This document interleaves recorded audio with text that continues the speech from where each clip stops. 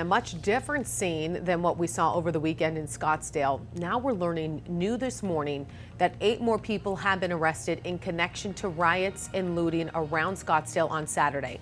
That brings the total number of arrests to 20. Team 12's Trisha Hendricks has more on the arrests and how police are moving forward. Trisha, what's the latest?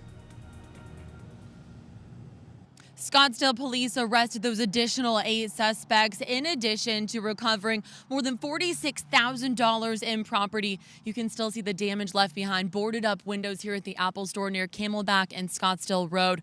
Police say 19-year-old Sky Black and her boyfriend, 18-year-old Valley resident Shamar Cooper, used a Scottsdale vacation rental property as a staging location for the criminal activity at Scottsdale Fashion Square. They're now charged with burglary and trafficking stolen property. Now, police recovered $11,000 in property from those two. There were also 3 other people from Tucson in that rental, 18 and 19-year-olds.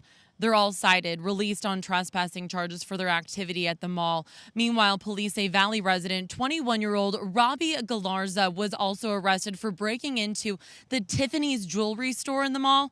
All during the riot. Police recovered a watch worth more than $4,000 during his arrest. Police are also charging a 17-year-old Valley man with burglary after finding more than $3,500 in stolen property in his possession.